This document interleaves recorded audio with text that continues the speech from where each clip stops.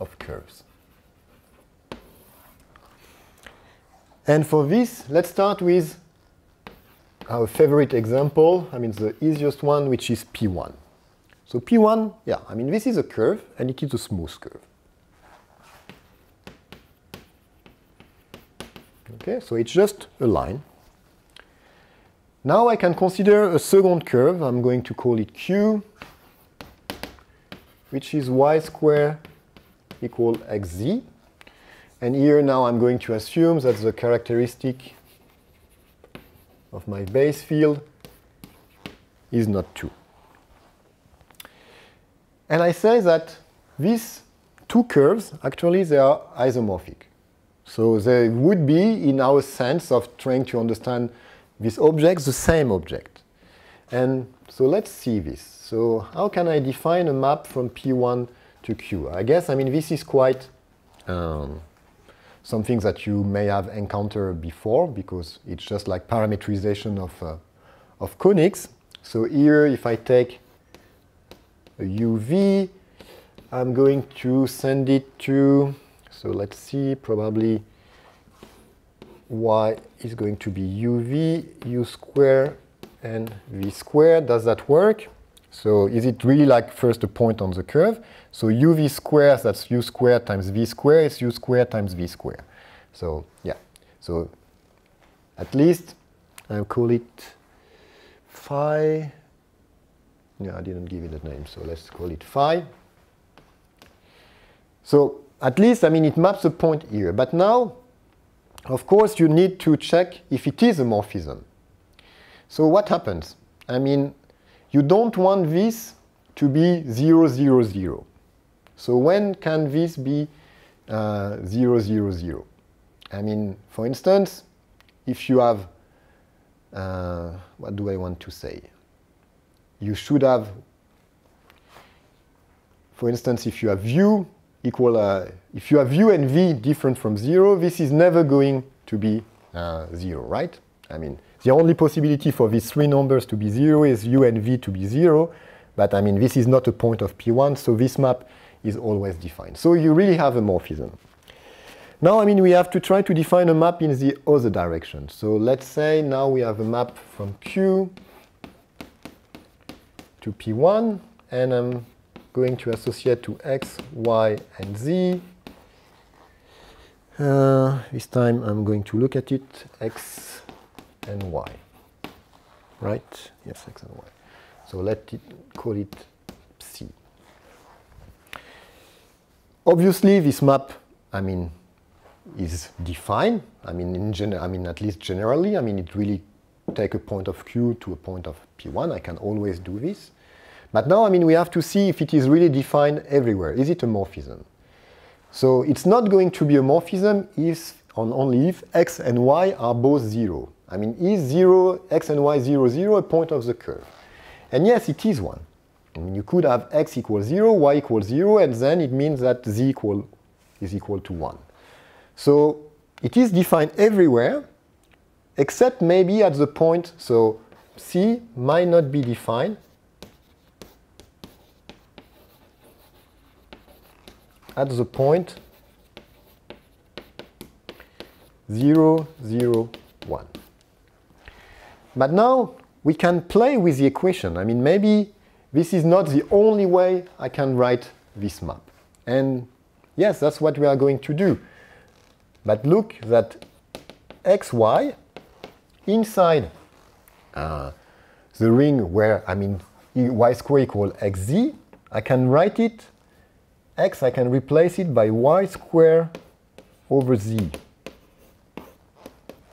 And now I can eliminate y on both sides to get y over z and 1. And now I can replace z by 1, y by 0 to get the point 0, 1. So what I have proved is that, nope, C is defined at 0, 0, 1. And the image of this point is the point 0, 1. OK. And the first thing that we have to realize I mean, it can sound like, wow, we were really lucky. I mean, we had like a map, rational map, and it turned out to be a morphism. Is that this always is the case? I mean, this is a very nice property of smooth curve. So proposition, which is proposition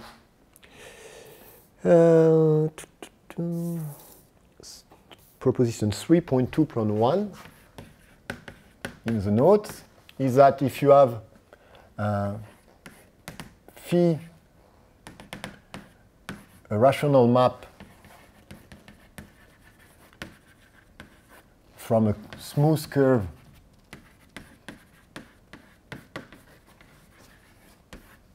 to a V, which can be a variety, it's not necessarily a curve, inside a Pn, then phi is actually isomorphism. So this is quite nice. Okay, the other thing, so now I'm coming back to my example.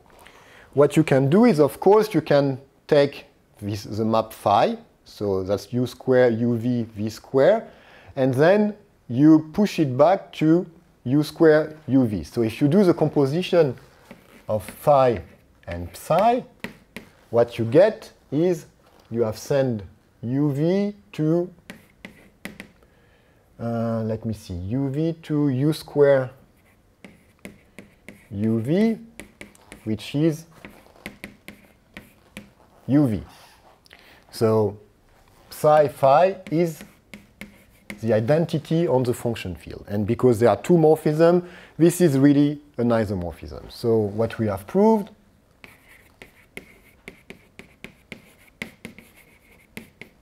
that P1 is actually isomorphic to Q over the field K. So sometimes when I want to make precise over which fields it takes place, I will put small k next to the isomorphism.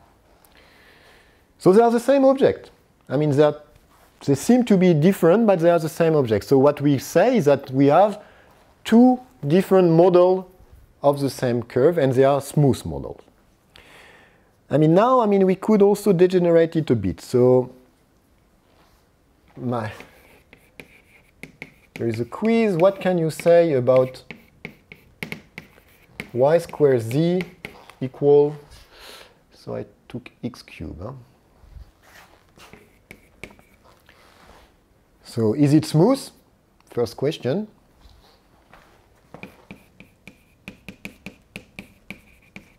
Or actually, is it smooth? And then can E be isomorphic to P1? So, well, if you do the math, you will see that it is not smooth at the point at infinity. So not smooth, not smooth at 0, 0. And because an isomorphism, locally, it's going to conserve all the properties that we have of a local ring. In particular, if you have a discrete valuation ring, it should be sent to a discrete valuation ring. So you can't have two curves isomorphic with one singular and the other one which is not singular. So not smooth at 0, 0, which implies that E cannot be isomorphic to P1.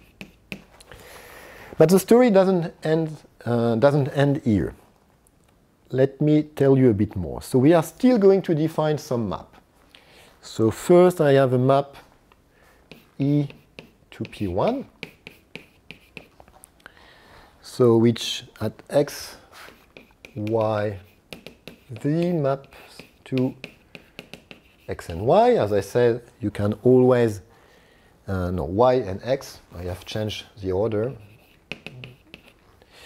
And then I'm going to take a map from P1 to E, which at u and v maps to u square v, u cube v cube.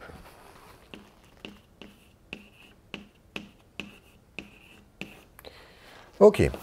I mean, first, as always, we have to see that they are well defined. This one, there is no problem. And this one, so if you do y squared, so u6 times v cubed, this is the same as u squared 3, so u6 times v cubed. So, I mean, at least it is well defined as a rational map. And because of this proposition, that we know that this map from P1 to E is necessarily a morphism. So we have a morphism that I call psi again, let's say. So this is a morphism.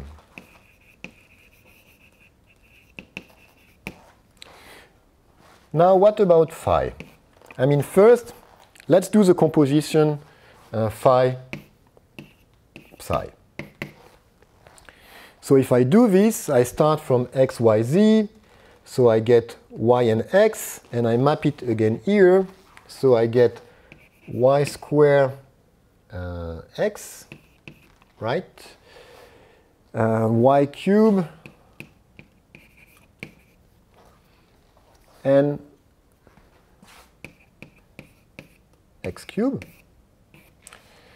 Well, it doesn't look like anything special, but now you can use the fact that sorry, maybe I wanted to use the point z instead. Huh? That would makes more sense. Let's see. No, maybe not. No, it's okay. That's right. So that's y squared x, y cubed, and now I can replace x cubed by y squared z.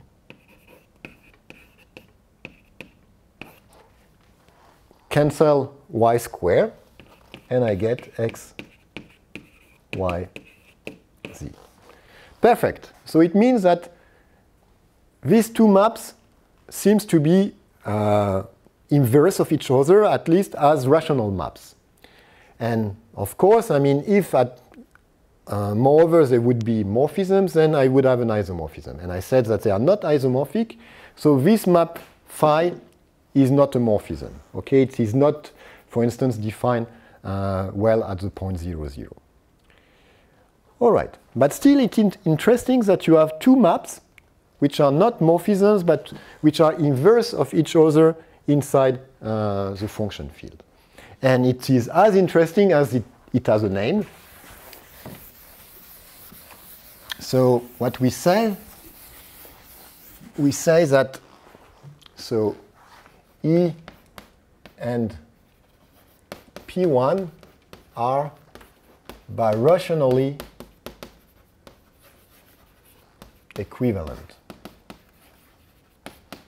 Meaning that, so you have now a map from, so in general, if I take a curve C1 and C2, saying that they are birationally equivalent means that you have an isomorphism between k bar of C1 and k bar of C2, which is simply given by, if I take a map C1 to C2, which I call phi, and a function, so is it in the right direction?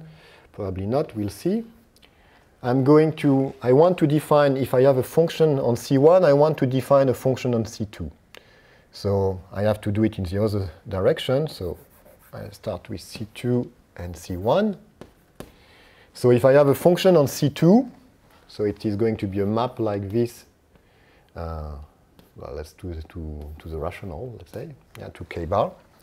Then I can make it a map of C1 simply by composing with phi. So this is what I denote phi star of f, which is just f on phi.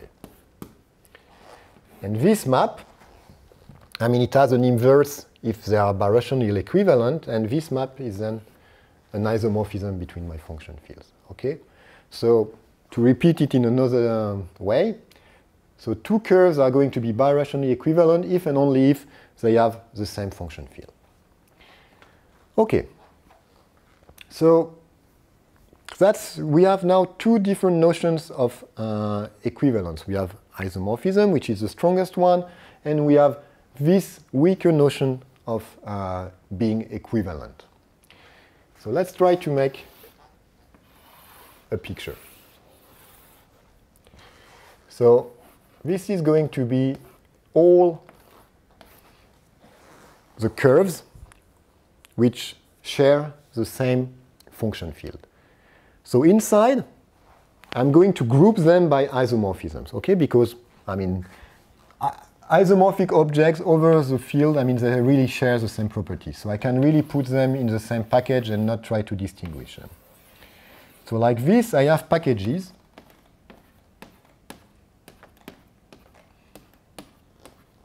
So of isomorphic objects, so isomorphic curves. What I know is that, well, here, as I started with the curve C, which was smooth, so here is my curve C, smooth. And all the other objects that are isomorphic to C are smooth as well. So this is the smooth package. And there is only one smooth package, because we have seen that if you would have like a curve here that would be birationally equivalent to the curve here, but at the same time these two curves would be smooth, then the proposition which is still on the blackboard over there shows you that, I mean, these two curves would actually, I mean, the two morphisms would be, the two rational maps would be morphisms, and so the two curves would be isomorphic. So these two blocks, these two packages would be the same package. So there is only one smooth package.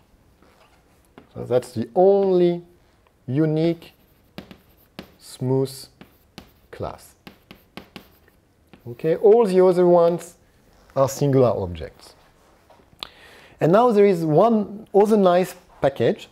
I mean, it can be the same as this one. I don't say that they are necessarily distinct, but at least there is always one which contains a plane model, but which can be singular. And this is the consequence of lemma 3.1.1, that there is always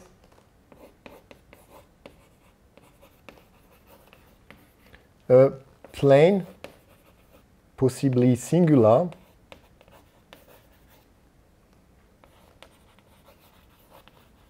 model. Okay? And that's quite cool, because it means that it is only defined by one equation. It means that this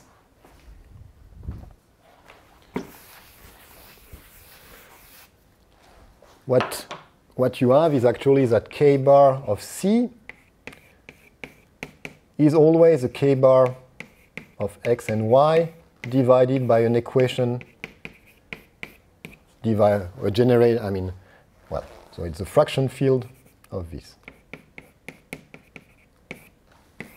where f is your defining equation, is a plane model. So it is quite cool, because it means somehow that once you have a plane model, you understand this big thing. And if you understand this, it means that somewhere there might be a curve which is smooth. But maybe not. I mean, now if I start with a singular plane model, I can define the function field. But maybe it's not clear that there is always a smooth model inside. And even more generally, with k bar of C, I could consider, I know that k bar of C is necessarily a function field of transcendence degree 1. And I could consider all these fields, like very abstractly. And I could say, does it correspond to a curve? And in particular, does it correspond to a smooth curve? And that's the very nice result now, is that it does. I mean, this way of looking at object really enables you to pass from function field theory to curve theory. So this is going to be the theorem 3.2.3, which says that, so any field of transcendence degree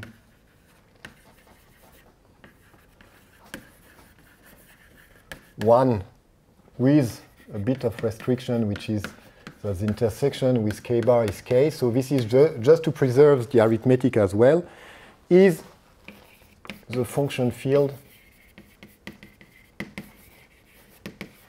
of a smooth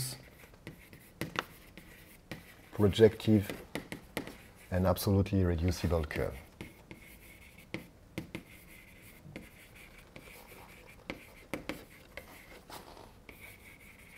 Which is, because we have seen it here, unique up to k isomorphisms. And that's why it's so nice. I mean, that's why smooth is so nice, because once you give yourself the function field, it defines a unique object in this class. So it is really somehow the best object that you can hope for. And moreover, this, so here you have somehow an equivalence between smooth curves and function fields. And now you can extend this correspondence between the objects to morphisms. So this correspondence extends to morphisms, where morphisms between curves become injections of function field.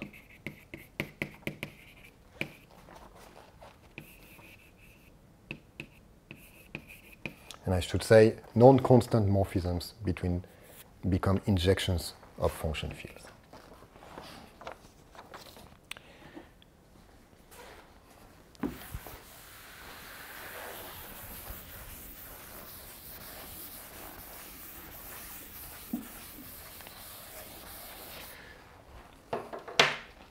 Just a word to be a bit cautious here. When one has always to distinguish very carefully the notion of isomorphisms over the field and over the algebraic closure. Okay, I mean, for instance, if I give you the curve y squared equal x cubed plus 1, and the curve y squared z equal x cubed plus, what do I have to put here?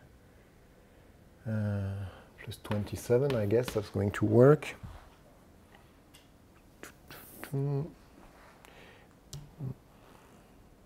Still on the other page. Yes, except just to be careful, I have to be projective everywhere. So these two curves, so quiz, they are isomorphic over q square root of 3, but not over q. You can try to prove this, and this part is easy, this part might be a bit harder, but things that maybe you can reduce them over a finite field and try to see, what it says about the number of points. Okay. And so these objects that are related, that are isomorphic over an extension but are not isomorphic over the ground field, they are called twists, and this is also a very interesting part of the theory that we might see a bit later. All right, I have almost done with this part. One last thing I want to say is that you can take really advantage of this equivalence between function fields and curves to extract plenty of properties you know from function, from field theory, to use them inside the world of curve. And for instance, definition of what is the degree of a morphism. If you have a morphism phi, non-constant, between two curves, then what you can do is that you can take the function field generated by C2, and we know that it gives an injection by phi star inside the function field of C1. And I can define the degree of phi as the index of phi star of this field inside this field, just as an extension of field. It's a finite extension, and I can define the degree of my map in this way. And this could give us, like, I mean, we are still looking somehow at a proper definition of how to classify our curves. And for plane curves, we used the degree. But I mean, that worked only for plane curves. Here we could say that maybe another nice thing is that we could take, so first, I mean, you have to realize that when you have a function between, on a curve, it can also be looked at a map to P1. That's the first thing. So looking at map to P1 and speaking about functions, that's the same. So I have a phi like this, and I could look at the curves with, which have a phi of minimal degree. I fix, for instance, phi of degree 1. So which are all the curves which have a degree 1 map to P1, which are smooth. I mean, then, I mean, because it's a degree 1 map, it means that the two function fields are the same. And as the two curves are smooth, it means that the two curves are isomorphic. So there is only one curve with a degree 1 map to P1, and it is P1 itself, up to isomorphism, of course. OK, so that's a bit boring. And then I could say, OK, let's look at degree 2 map, and maybe at degree 3, and so on, and that would give us a nice classification. So in the manuscript, the exercise 3.5, look already at the very interesting example of degree 2 maps to P1. And using, indeed, like some elements that you know from field theory, you can find the shape of all these curves over, let's say, a field of characteristic different from 2.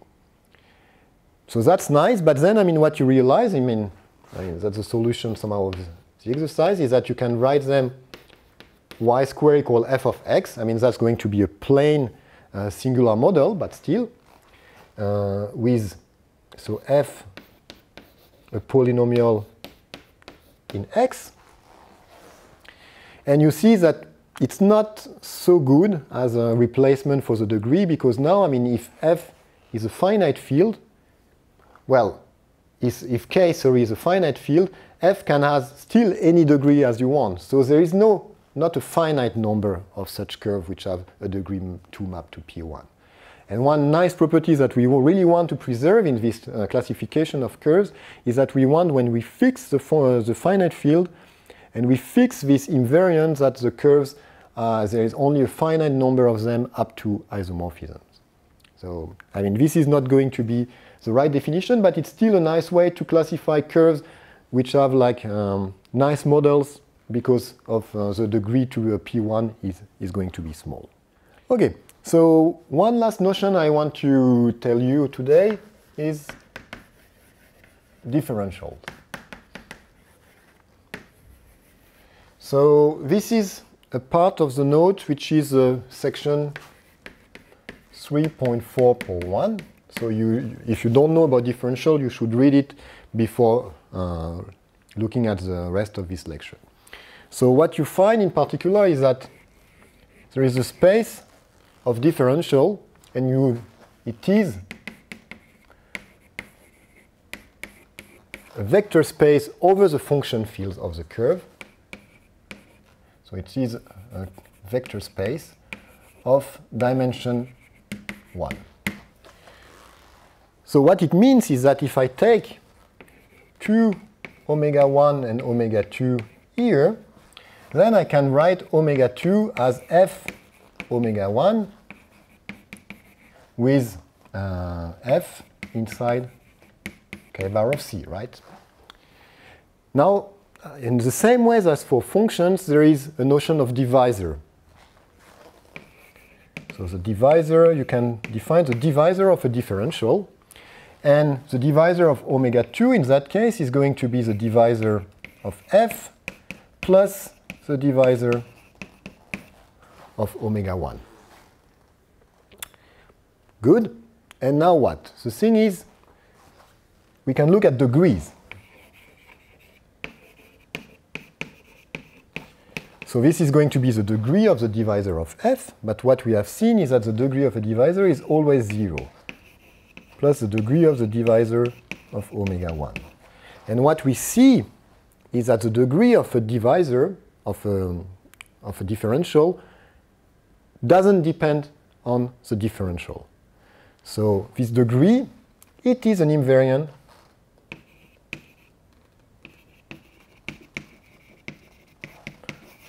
of C.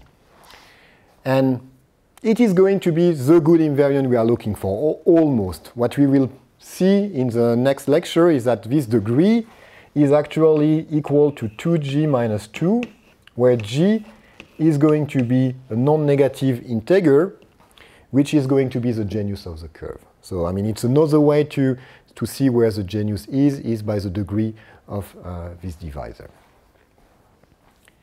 So, the only thing I want to do now with you to finish for today is look at one example when we try to do all these computations that with the notions we have introduced today. So I'm not going to do anything in a smart way, okay? I'm really going to just take the definition and try to apply them and do all the computations.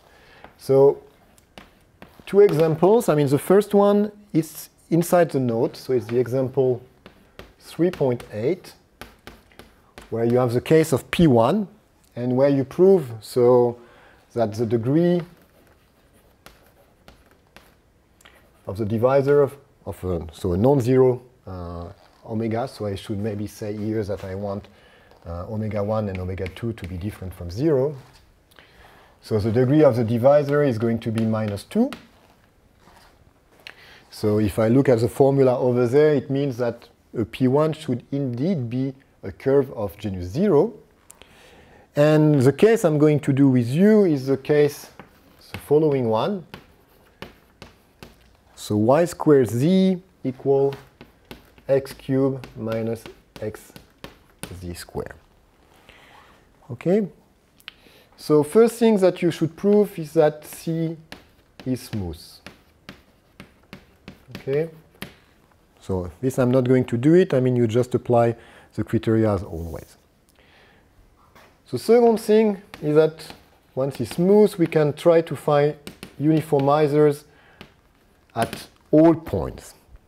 So I'm going to distinguish the point at infinity. There is only one point when z equals 0. So when z equals 0, you must have so y squared, so z equals 0, so it means x cubed equals 0, and so x equals 0 and y equals 1. So there is only one point at infinity that I denote like this, which is the point 0, 1, 0. Here I should say maybe also that characteristic of k is going to be different from 2. So this is the point 0, 1, 0.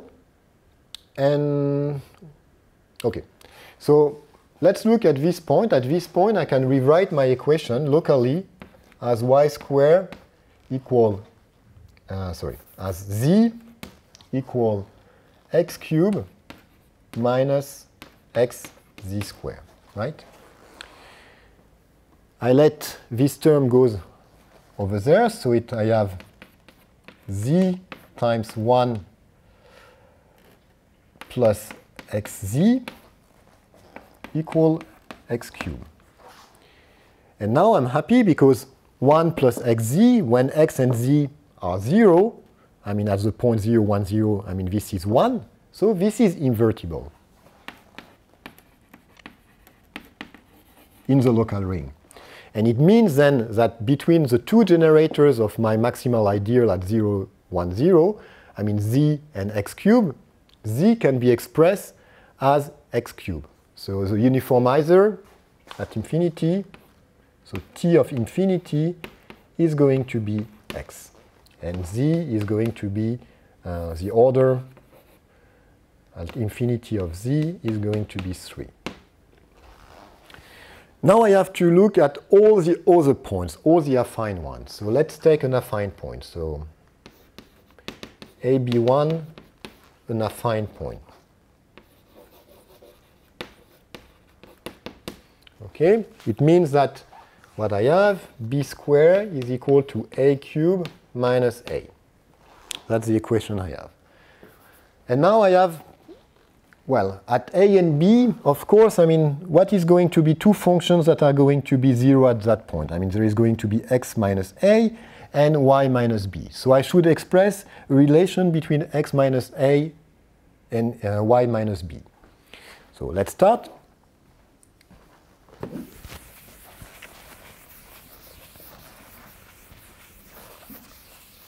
For this, you take x minus a cubed minus x minus a. So I'm mimicking the equation x cubed minus x, except that I translate it a bit.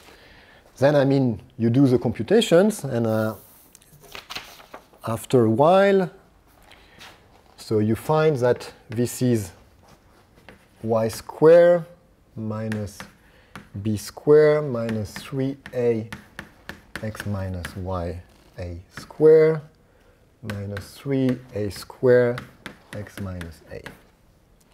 Okay, that you can rewrite as x minus a cubed plus 3a x minus a squared plus x minus a 3a squared minus 1 equal y minus b times y plus b.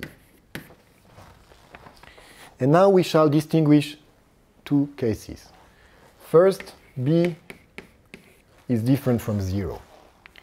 So if b is different from 0, then y plus b is not going to be 0 at when y is b. So if b is different from 0, b plus b is different from 0 because I'm not in characteristic 2.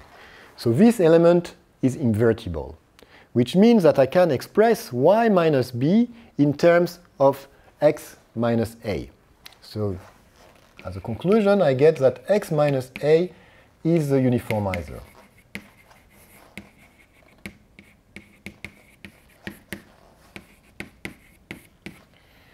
Now, the case where b is equal to 0. So when b is equal to 0, I mean, this is y squared. Now, let me look at this equation. So I can rewrite it x minus a times x minus a squared plus 3a x minus a plus 3a squared minus 1 is y squared. And again, I would be fine. I would like to express now x minus a in terms of y. Okay? It is possible if this term is going to be invertible, and it's going to be invertible if this is not 0. But now what does it mean from, we are at the point where b is equal to 0. So what are the values of a? If b is 0, then you have a cubed minus a equals 0, which means a times a minus 1 times a plus 1. So a must be 0, 1, or minus 1.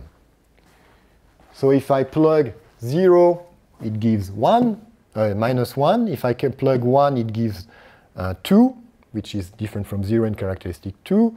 And minus 1 gives also 2. So this is never 0. So it means that this time, so y is the uniformizer at all the point 0, a0. Okay. So we have found now all the uniformizers. So now I'm going to take a differential. So I'm going to take the simplest one, dx. So we have several possibilities. First, I mean, let's look at an affine point AB. Because of the rules on differential, d of x is the same as d of x minus a. And now I'm done when x minus a is a uniformizer, because the rules to compute the order of a differential at a point is to express it as a function times the derivative of a uniformizer. And x minus 1 is a uniformizer when b is not 0. So from this, I have that the order at ab of omega is 0, because the function is constant, when b is different from 0.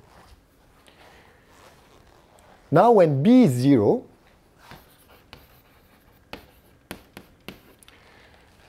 it's not x which is the uniformizer anymore, it's y.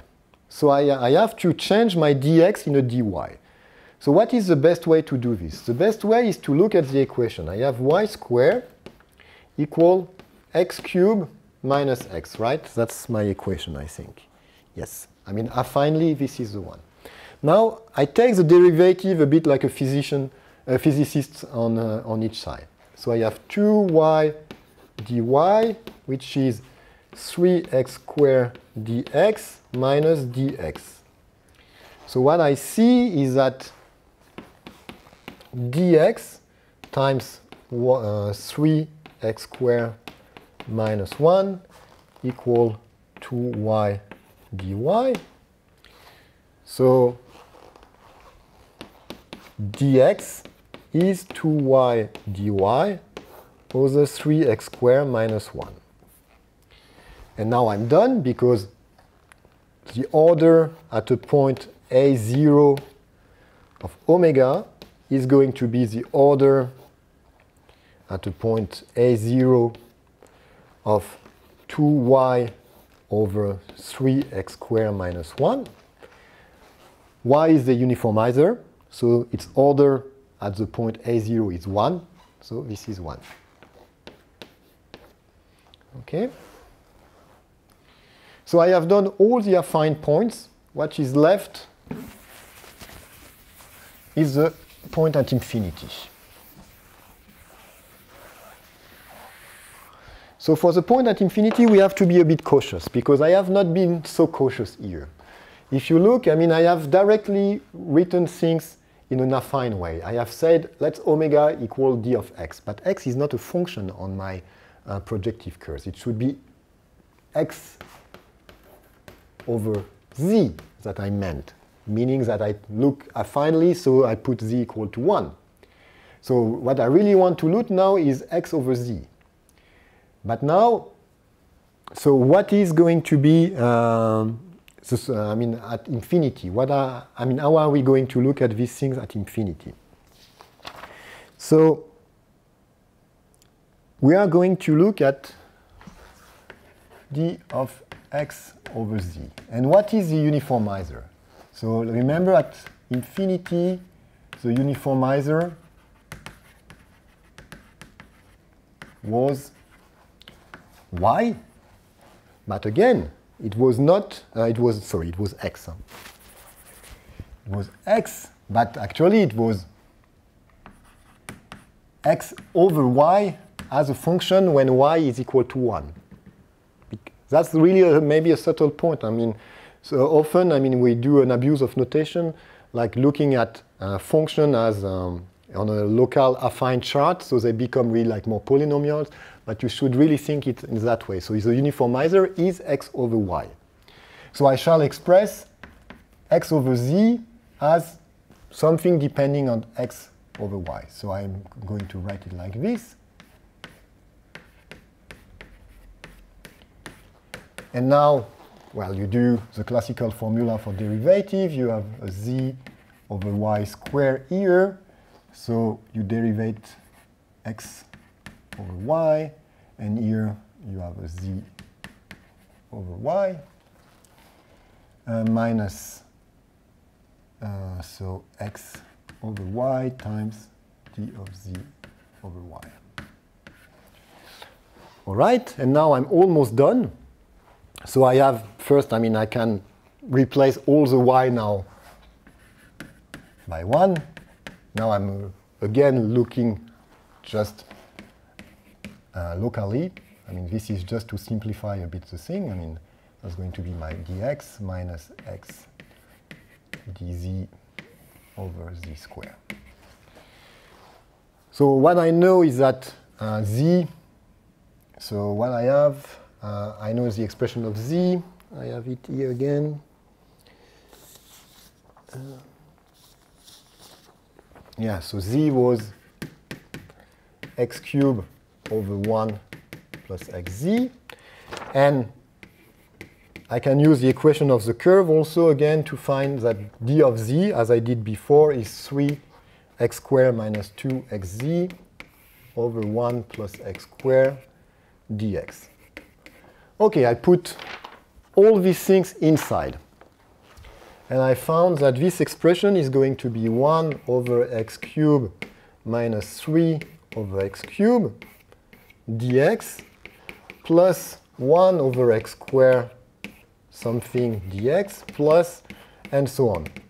The idea is really to separate things now by the orders of the highest degree of the poles. And so here what I find is that as I'm not in characteristic 2, there is always a pole of order 3. So the order of dx at infinity, after all, is the order of this function, which is minus 3. So what I have proved, so conclusion, is that the degree of the divisor of dx is 1. So is it still here? So yes, 1 for each of the point a0. So there, how many are there? There is 0, 0, 1, 0, minus 1, 0. So it's 1 plus 1 plus 1. So there are 3 zeros. And then at infinity, there is a pole for my differential of order 3. So I found 0. And if I believe that this number should be of the form 2g minus 2, it means that I'm dealing now with a genus 1 curve. Okay? And just a nice remark, of all this computation is that what you see is that the curve we started with, the curve C, as it has a degree of a divisor which is not minus 2. This gives you just a reason to believe that, your curve is not a P1. It can't be isomorphic to a P1. So that's a way to quickly distinguish a P1 from another curve by computing this kind of degree.